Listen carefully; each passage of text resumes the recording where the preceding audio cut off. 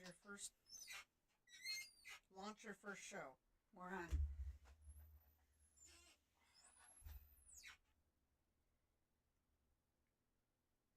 Now, how do I delete that then? Need to record an episode. Learn about recording tools to review. Once you have your file, select a file. I don't know. Maybe after you put it into a file. My drive. Yes, no items. Shared with, no items. Starred, no items. We'll have to do that later on. It's okay. We'll just have to have Josh help me out with that. Okay. I didn't know. So we'll have to go and let them know on Spotify that or whatever. Alright. Go ahead. We can go on. If I hit start again, we can delete the first part, right? Yeah, I'll just have to delete it. Okay.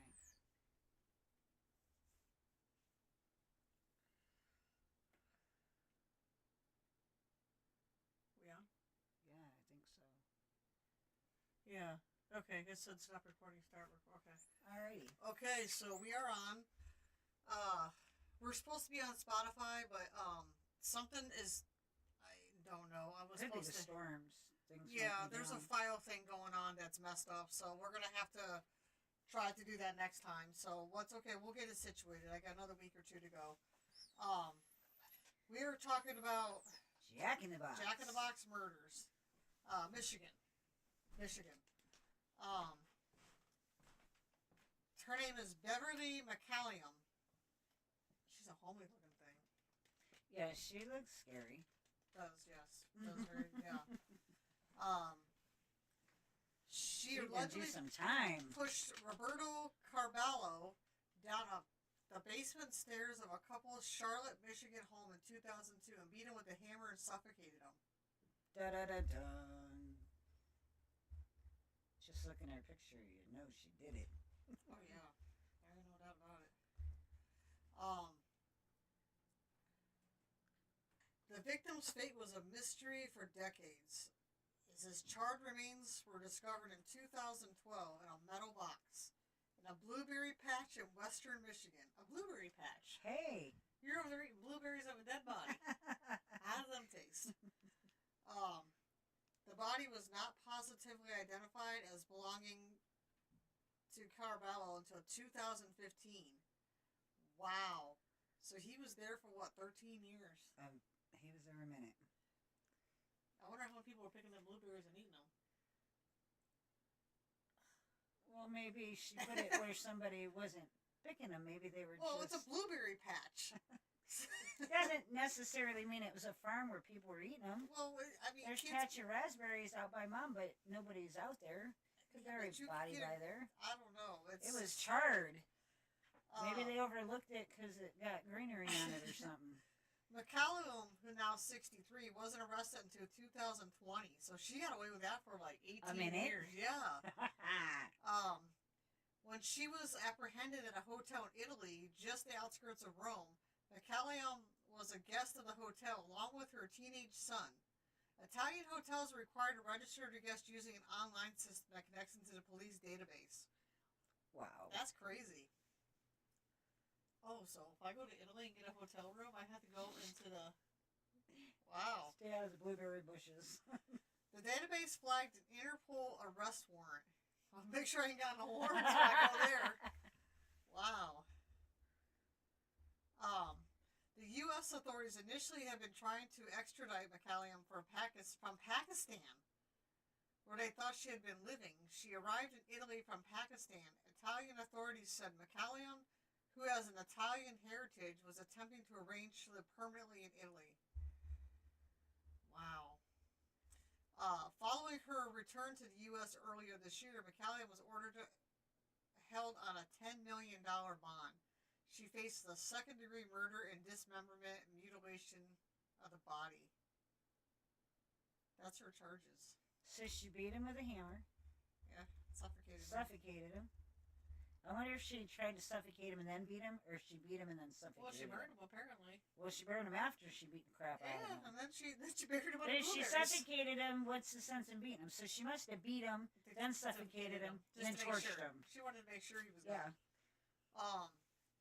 At issue during today's hearing were the terms and conditions of her, under which McCallum was extradited from Italy. She was extradited on a charge of second-degree murder, but prosecutors notified the judge they wanted to amend their charge to first-degree murder. Follow-up hearing was scheduled for November 29th. According to the Eaton County Sheriff's Office, McCallum is the third and final person to face charges in the case. So there's more people, apparently. Because she probably couldn't have done that alone. Well, it doesn't say how big he was before this all happened. But still, he's going to fight back, and he's a man. And she looks like she was older in that picture that they just showed because she's in court. Well, then maybe she did come from behind him and suffocate him and then beat him with a hammer. I don't know. But if the body was charged, if you find a body and it's charged, how do you know it was beaten with a hammer and suffocated? Maybe it didn't burn all the way. I don't know. Maybe she said that's what she did. I don't know. Or was she stupid and said, yeah, I burned him, I beat him, I suffocated him? Well, according to the Eaton County Sheriff's Office, McCallum is the third and final person to face charges in the case. They say that after McCallum shoved 37-year-old Calvert down the steps, then she tried to recruit two individuals to help dispose of the body. Uh-huh. So that's how she did it, was pushed down the steps. Okay. Broke his legs. Broke something. Her own daughter, Diane Ducharme, and a friend of Ducharme by the name of Christopher McMillan. Ducharme is serving a life sentence on first-degree murder conviction, while McMillan, who pleaded guilty to second-degree murder, is serving 15 to 40-year sentence. So, Ducharme is her daughter. Wow. And get the family involved. And Christopher McMillan is serving a 15 to 40 year sentence, sorry. And she got what, 40 to 60? Her daughter got life. In a plea agreement. For just helping? Yep. Not the initial on first degree murder conviction, while McMillan is pleaded guilty to second degree murder 15 to 40. Wow. In a plea because guilty by association, or because according to this they said that McKellen shoved 37-year-old Carabella down the steps, and then she tried to recruit two individuals to help dispose of the body. Her own daughter, Diane Ducharme, and a friend of Ducharme by the name of Christopher McMillan. So, yeah, he took a plea deal. In a plea agreement, McMillan testified against Ducharme and McCullen. He told authorities that the killing had been planned and that it had participated in a test run. According to McMillan's testimony, McCallum pushed Caballero down the basement steps, beat him with a hammer, which became lodged in his skull, then wrapped a plastic bag around his head while he was still breathing. That's how they knew about the hammer. Okay. That makes more sense. Ducharme, who was 21 at the time of the killing, admitted to helping her mother dispose of the stepfather's body. That's why. And the best they can come up with is a blueberry patch. Yep. The blueberry patch.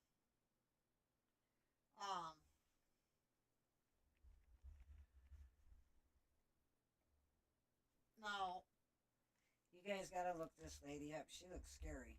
Yeah. Now, a jury found Beverly, because the judge sentenced a Michigan mother, which is her, they convicted of killing of her husband, 40 to 60 years in prison. They found Beverly McCallum guilty of second-degree murder and dismemberment and mutilation of the body in 2012, the death of Robert Caraballo. At trial, prosecutors argued McCallum pushed Caraballo down the basement stairs of a couple's Michigan home, beat him with a hammer, and suffocated him. McCallum, who is now 63, sat in a wheelchair. She wanted a wheelchair when she pushed him. As the judge called her a threat to anyone who gets in her way. She looks like a mean mamma jamma. At McCallum's May 23rd, 2024 sentencing hearing, the judge also called attention to the moment during McCallum's murder trial when the judge said she leaned into the courtroom monitors to see her dead husband's autopsy photos more closely. Damn! She is cold. That's a salt in the wound there. Let me see what I did. I forgot. I want to see what they seen. McCallum's daughter Cicely Carvalho spoke on behalf of her father, who was ripped from his family legacy, who will live on through us. Your legacy will end with you, Beverly, Cicely said through tears. Carvalho's fate was a mystery for decades. As his charred remains were discovered in 2002 in a metal box in a blueberry patch in western Michigan, the body was not positively identified belonging to Carvalho until 2015, so they might not have had the resources to do that yet. Right. McCallum wasn't arrested until February 13, 2020, when she was apprehended at a hotel in the outskirts of Rome.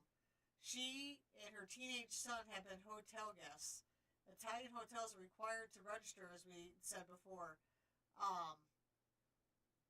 The extradition process began there, and McCallum was returned to the U.S. July 11, 2022, when local authorities picked her up at Grand Rapids, Michigan airport.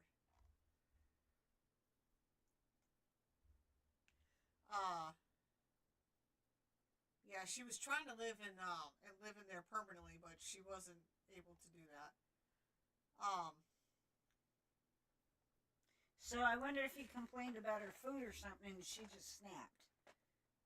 I don't know. A panel of 8 women and 4 men deliberated for less than 2 hours before finding Beverly McCallum guilty of second-degree murder and dismemberment and mutilation of the corpse. McCallum was the 3rd defendant to be convicted of the death of her long-term boyfriend, Robert. McCallum blinked and remained expressionless while the verdicts were announced, and jurors polled each announced their agreement with the verdicts. The prosecuting attorney, Doug Lloyd, told Court TV that it was satisfying end to more than a 2-decade-long pursuit of justice for the Carvalho family. This discovery of Carvalho's burnt body in a blueberry patch in 2002 marked the beginning of the mystery that dog detectives for 13 years. The case was dubbed the Jack-in-the-Box murder until McCallum's daughter, Diane Durcham, tipped off police in 2015 that the body was Robert Carvalho, which Durcham was sentenced to life in prison in 2022 for her role in his murder. Now you can watch this. It's called the Fugitive Wife Murder Trial. Watch the verdict. You can watch the verdict on that. Well, this part says investigators revealed that the trio attacked him, pushed him down the stairs, and then said beaten him with a hammer and ultimately wrapped a plastic bag over his head and strangled him because he didn't die. He's a strong man. He didn't want to She was pissed at him. And then they loaded him to a metal truck and burned his body with gasoline. I was wondering how they did that. Bonfire, what's going on here? Well, prosecutor Doug Lloyd argued closely in closing argument Monday that McCallum orchestrated the murder, recruited her daughter and her friend Christopher to help her bludgeon him to death with a hammer before dumping him in the woods and setting him on fire. Lloyd ridiculed Beverly McCallum's testimony that she heard nothing while Carvalho was violently attacked in the basement of their home. Chris told you that he hit Robert as well as the defendant. If the person were struck in the head, how much noise would they make? What pain would you be in, he asked, and she hears nothing. He also mocked her that she did not know Carvalho had been stuffed into a trunk and placed in the back of the van before she was asked to drive her co-defendants to the blueberry patch that was more than an hour and a half away from her residence. Lloyd suggests to the jurors that if McCallum had indeed been fearful of the lives of her daughters who were in the van, she could have driven away once McMillan and Dermacham had left. Lloyd argued that McCallum wanted rid of Carabello because he was prepared to leave his criminal past behind him, and he wanted to continue a lifestyle that included, while she wanted to continue a lifestyle that included drugs and crime. So he wanted to go straight, basically, and she wasn't having that, apparently. Um, so, McCallahan's attorney, Timothy, had argued that Chris McMillan, could not be trusted and to be truthful. Take as long as his credibility has urged that, and nothing, noting inconsistencies in his testimony compared to the testimony of Cicely Caraballo. He's the only one in the basement. Diana had told her they killed Robert. How would you process that, he asked. Said the one daughter was left to believe that her father abandoned her. She testified that she had gone downstairs briefly to tell him about dinner, but Caraballo had grabbed her ankle and reached by hitting him in the face with a tool. Wow. He became angry and told her to go back upstairs.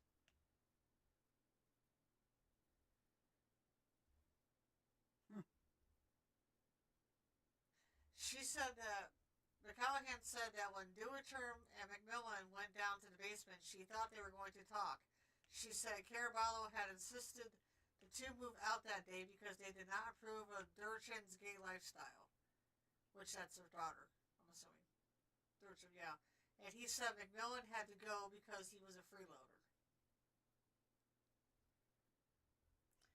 So did she have something going with this other guy, and that's why she tried to get rid of the hubby? I don't know. Well, her daughter was a gay lifestyle, and McMillan was a freeloader. So, the triangle. She stayed upstairs until Duiterm came up distressed and told her they had killed him, Caraballo. McCallahan said that she was asked to drive to the blueberry field where they burned his body. She agreed to drive because her two younger daughters were already in the van, and she feared for their safety. She stayed in the van and did not get out of the van to help move the body. She claims she did not know Caraballo was in the van until she heard the explosion. Tell me you did not know that. Yeah. McCallahan did not call the police. She was afraid she could not process what happened. She claimed she told her mother and her sister the events of the night, but they were not, because they are not alive to corroborate her testimony. But they are not alive to corroborate. So obviously they're not alive now. McCallahan denied ever orchestrating or taking part in the plan to kill Caraballo and told the jury she had nothing to gain from his death. McCallahan denied the trunk used to carry Caraballo's body into the field was hers, and that she did not know where the trunk came from. McCallahan fumbled and had no explanation for why she let McMillan come to her. I'm sorry. My notes, it's hard to read them for a second. McCallahan fumbled and had no explanation for why she let McMillan come with her to Jamaica after he killed Caraballo, or why Diamine served as the best woman at her wedding to another man in Jamaica just weeks after Caraballo was murdered. Wow. Yeah.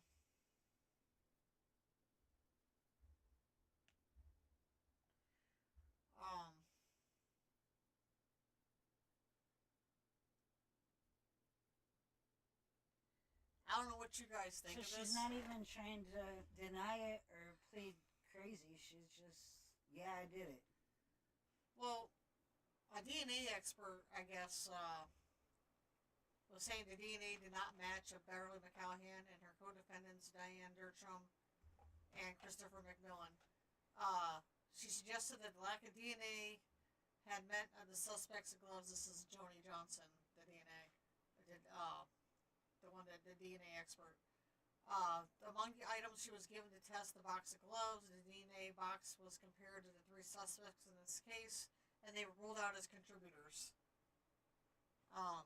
DNA on the rope around the victim's neck.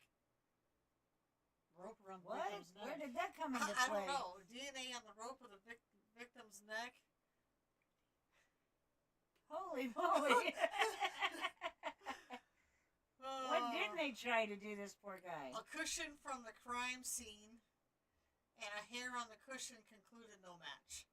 So they didn't say nothing about a rope in the No. beginning. So there must have been a rope in the back to tie him up, maybe, and they didn't use Maybe it. to drag the body into the Yeah. trunk.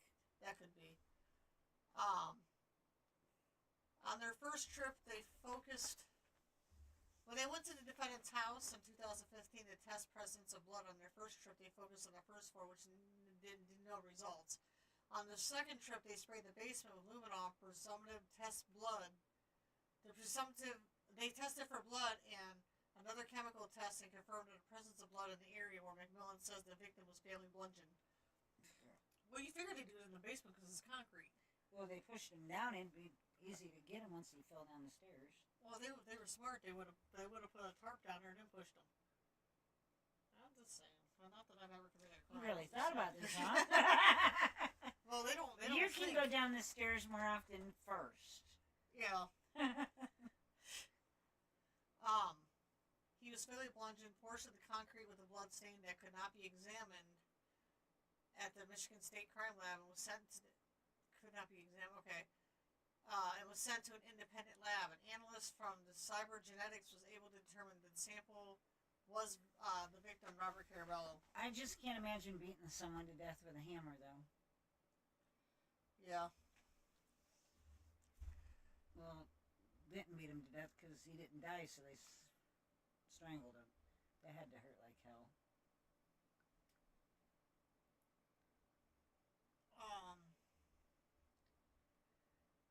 Yeah, they were. That's crazy. But they would spend the next 13 years trying to identify the victim, following countless tips and seeking help from an area dentist and odontologist looking for a match for his dental records. He became known as a Jack-in-a-Box murder.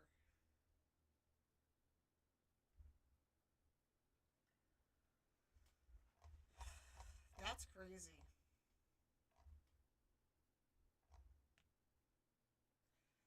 She's 63 now. She'll be 63. She was 65, so she'll be 66 this year. That's crazy, though. Look. A farmer found it.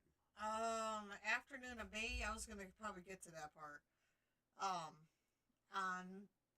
Her notes are showing on the afternoon of May 8th, 2002, a blueberry farmer in Michigan was driving on his land and spotted scorched trees and charred remains of a man crumbled in an old footlocker. Police gathered the evidence on the site, tried to identify the man with the dental records, and followed countless leads. But it was to no avail. In a last-ditch effort in 2004, authorities asked a communication professor to make a documentary titled Jack in the Box to help identify the remains and solve a homicide, but the case went cold. A decade later in Ottawa, County Sheriff Office Detective Robert Donker had finished work for the day when he received a pair of emails. The first one said, "I'm scarred." I believe she meant scared. And one after was, "I've got information about the case," recalls Donker, now retired. Oh, so that was him right there. Yeah. He was a black man. Okay. So she was what? Okay, so the messages were sent by Diane Norcham, who had seen the documentary and told the detectives that she thought the remains belonged to 37-year-old Robert Caraballo and her mother Beverly McCallahan's boyfriend. Furthermore, she suspected her mom was also the killer. And the dental records confirmed it, yeah. And Norcham who was 21 at the time of the killing. By the end of the interview, it was clear she was on it. She was in on it, says the detectives say. it wasn't until 3 years later the investigators tracked Oh, down. there's a picture of the trunk. Yes, there's a picture of the trunk too, and it wasn't fully burned. That's how they knew a lot of stuff. It wasn't fully burned. It wasn't until 3 years later the investigation tracked down her friend Chris McMillan, who determined that all three were involved in the plot. Wow. But her daughter got life. I don't understand how her daughter got life, but I think it's because her daughter did the killing and the mother did the planning. Because it's saying that the daughter and him are the ones that did it.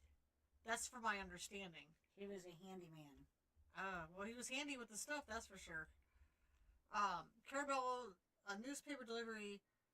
Carabello. Oh, no, it's the guy they killed.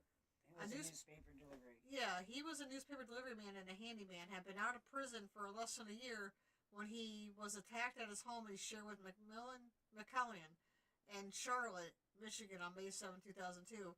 McCallion allegedly pushed her boyfriend down a flight of stairs in the basement. Okay, so she did push him.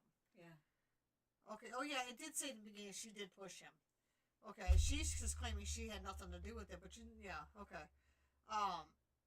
Where she and Duchamp had allegedly beat him with a hammer and put a plastic bag over his head to smother him. After the murder, the trio drove 90 miles to Ottawa County and set him on fire with gasoline. But I don't understand how her daughter got all that time and she didn't get that.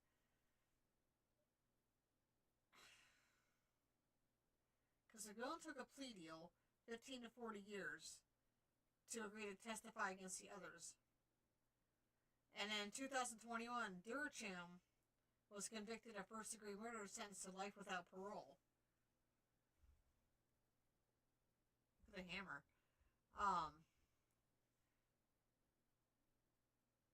Yeah, that's just crazy. McCallaghan, the ringleader, had moved to Pakistan with a man that she met online. I believe she was evading the law. She had 5 or 6 aliases that she went under and had left when she figured out that her daughter was talking about the case.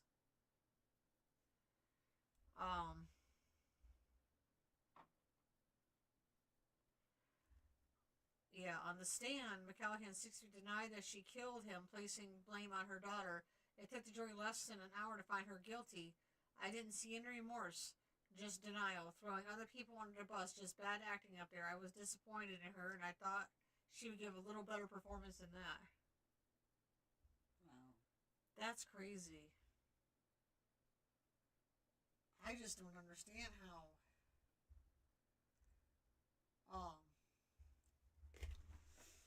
She didn't get as much time. Yeah, I was trying to find a reasoning, but I don't think she had one. She just snapped one day. Yeah.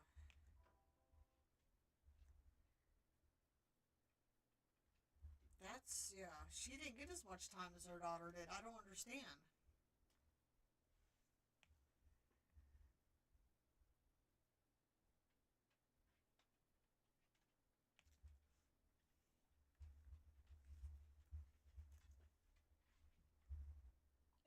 It kind of just doesn't make sense.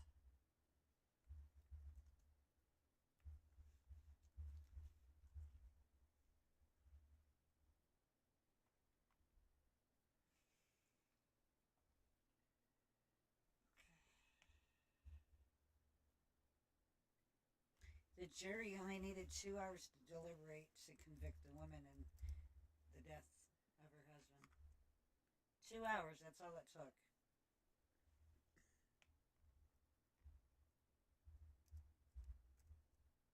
That's all it took for her.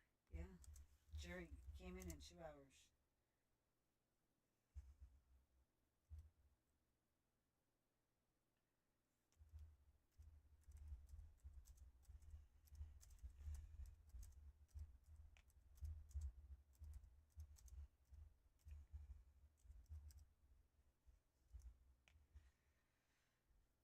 She was sentenced to 40 to 60 years with a concurrent term of 10 to 15 years for mutilation and dismemberment.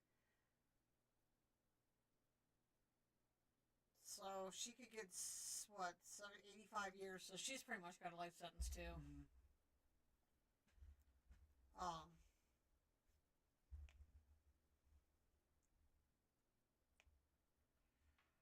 That's just crazy. That would make a good movie if you had it, if they could somehow figure out why.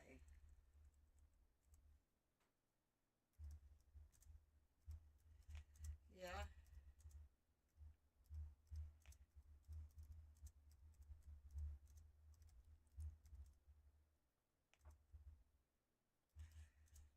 What I'm curious though is why she got less time than her daughter.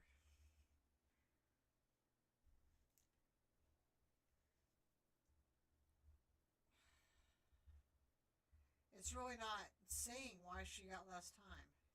Because she took a deal. I don't remember them saying she took a deal though. She had to, because it says she took a 15 to 40-year plea deal, agreed to testify against the others. Okay. That's why she got less I time. missed that.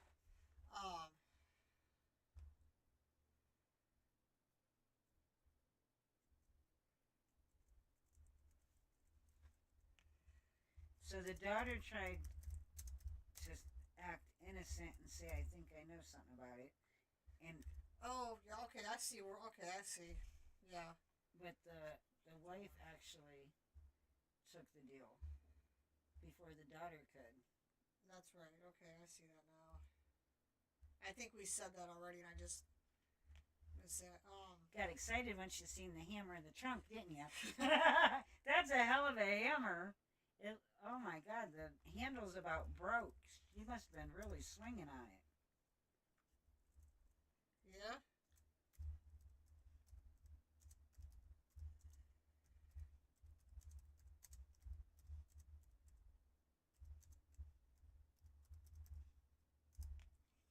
Took 2 years to get her back to the States. She was probably doing that. It says after more than 2 years of a legal battle, she was extradited back to Michigan. I'm sure Italy didn't want her over there. It was a 6-day trial. That's just crazy.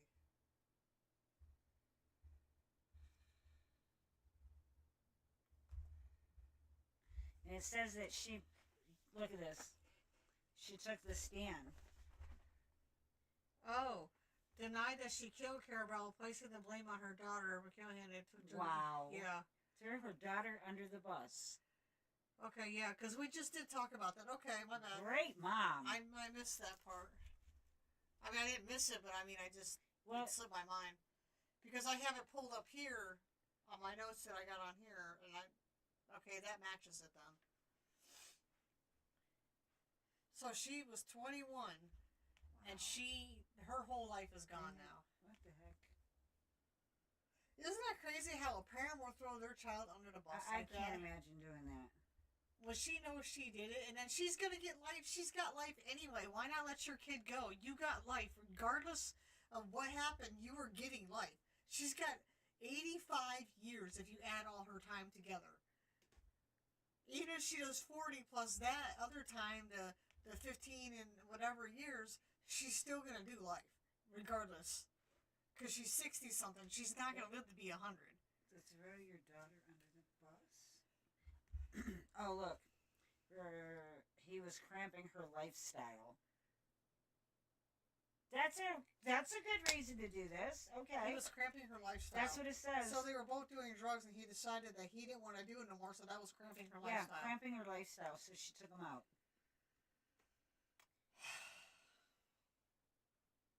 I just don't understand. And then she's trying to say that she didn't have a role in the killing, but was lured into taking the ride to get. Yeah, okay. All right. She's really. Wow. That's crazy.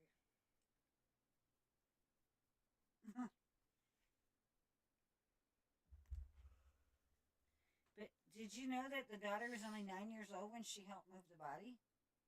Look. Who was 9 at the time of the killing. I didn't catch that before. Yeah, who was 21 at the no. She has another daughter. She said her daughters. Okay. Cicely is That's the youngest. The one that thought her dad just took off on her. Yeah. Okay. I was like, holy hell. Yeah. Yeah, she didn't know anything. Yeah, he was cramping her lifestyle. That's crazy. It's a good one. You guys gotta take a look at this picture of her, though. She's definitely interesting.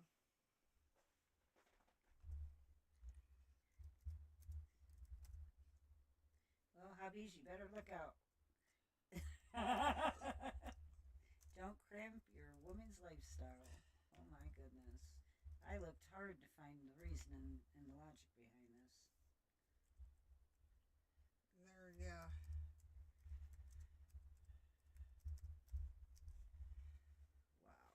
Wow. But they said she didn't even show any remorse or emotion or anything. Most of them don't.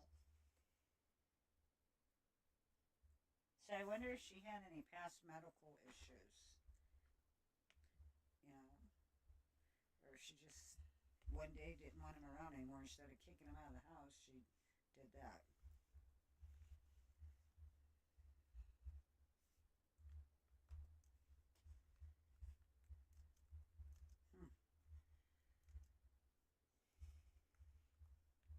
But that's interesting. They couldn't identify him, so they called him Jack instead of John Doe.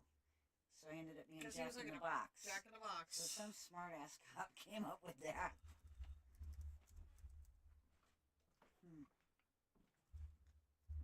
Wow. That's all I can say.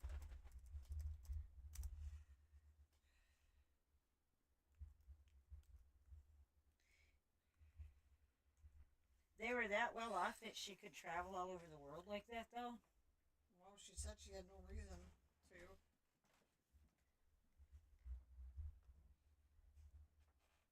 Or did the guy from the internet in Pakistan pay for her to move over there?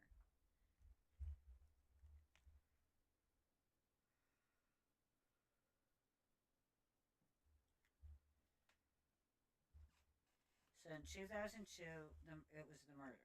2015, he was finally officially identified. 2019, pleaded guilty. 2022, the daughter was convicted. 24, the mastermind who fled to Italy. Wow. She really got away with that for a while. Yeah. Wow. So I wonder what she was telling people when they asked where he was. I don't know. I wonder if he even had. Well, he did have his family, so I don't know. You'd think somebody was looking into it, or, you know.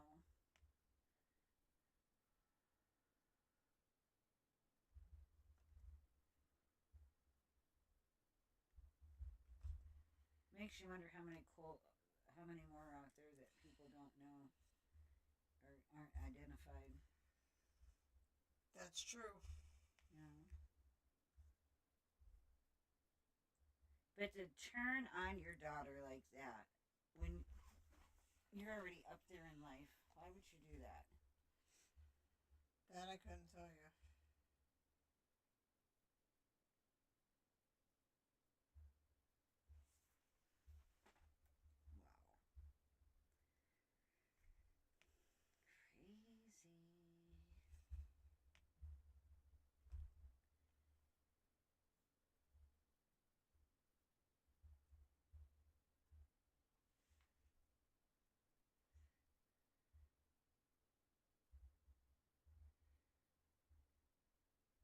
I don't see if there's any documentaries or. Oh, Jack in the Box 2014 short horror story short thriller. I don't think that's the same thing though.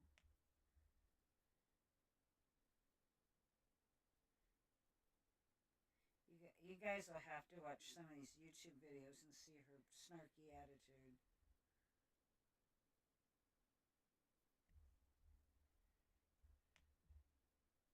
I mean, God, he just disappeared and nobody questioned it.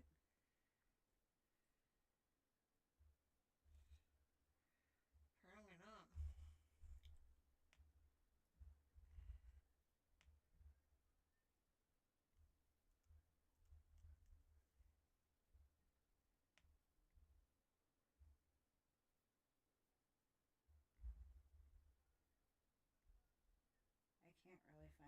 nothing else on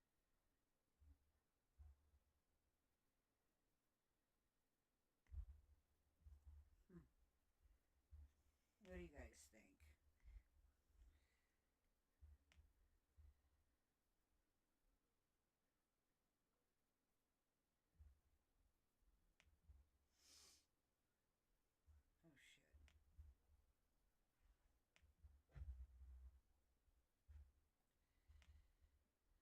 Oh shit.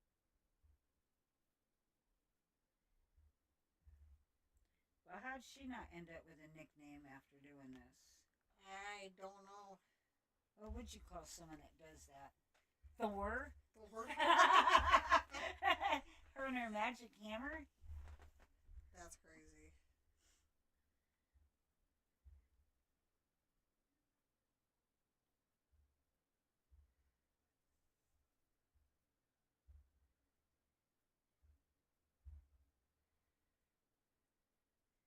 And it says the airing of the film spurred an active investigation that led to the murder of the convictions. What are they talking about as far as...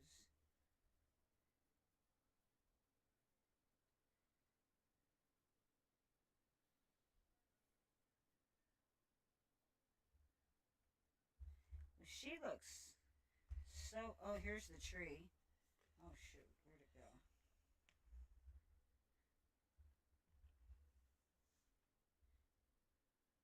Trunk, you mean? The trunk, it's all beaten and burnt, but it's not like demolished, so his skull must have still been intact in it. The hammer.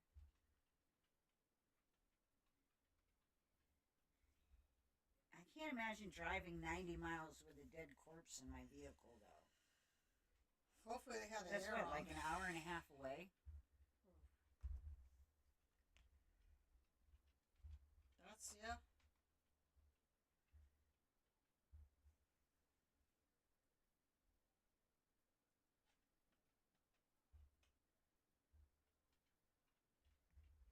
There's pictures of the burnt skull.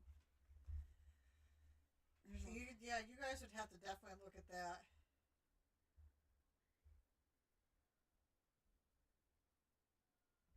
Interesting. What do you think?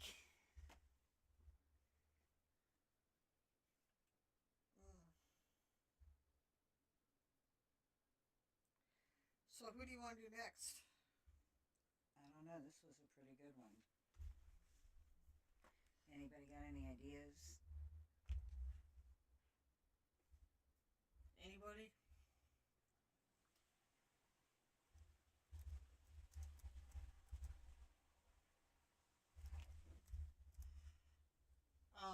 Any suggestions?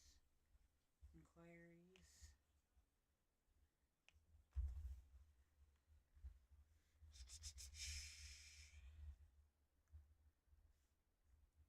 I mean, there's got to be something. You know, there's one. I don't.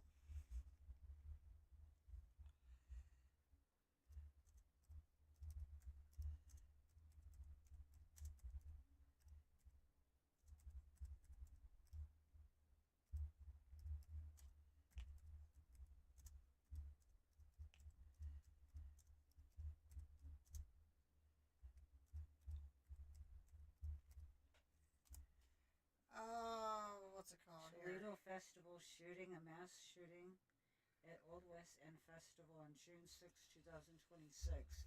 That's recent. What's that? 12 people. Injured 12 people. Second shooter were identified and actively pursued.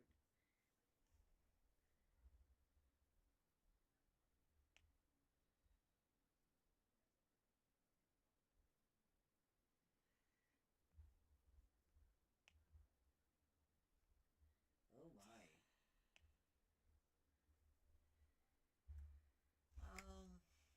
Just pick one of these guys.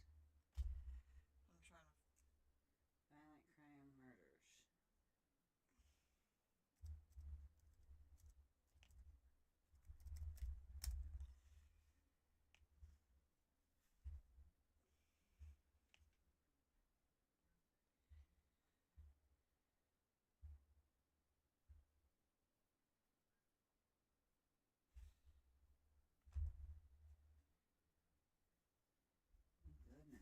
these people are most wanted. Let's see.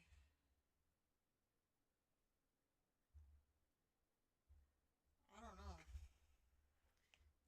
We've done so many. Sheriff nominee who killed daughter's alleged abuser won't face murder charges. How did he get away with that?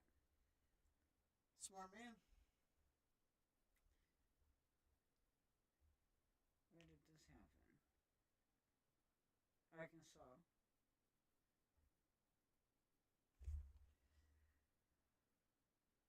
Alleged, yeah, there you go. You want to do that one? Yeah, I'm curious. How did he get away with that? What's it called?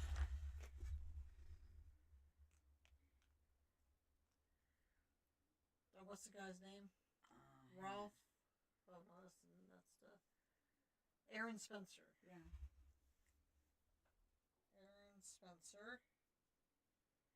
And what'd he do? He killed somebody? He killed someone who had allegedly hurt his daughter.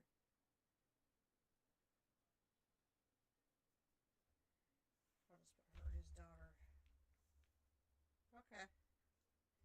That looks like an interesting one. So that will be June 28th at 8 p.m. and hopefully it will be on Spotify. That was my fault. I thought I had everything situated, but apparently you got to have some kind of file thing I missed. But we will definitely do that.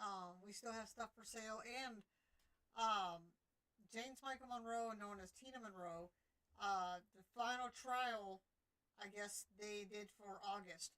So we're going to have to wait till August to find out about our podcast being into the trial and everything. So we will keep you updated on that. But everybody else, have a great day, and we'll see you on June 28th on a Sunday at 8 p.m. And just go to our website, Pure Evil Inside the Mindz Serial Killers, if we're going to change it and change the time or anything, or something happens, but usually we're pretty good at that. Alright.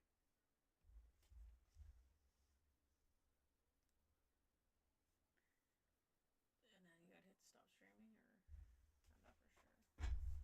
No, remember it was up here, but the last few times you went on your phone and it was there. She looked freaking evil. Yeah, she did. I think though we're still streaming. No, I hit stop. Okay.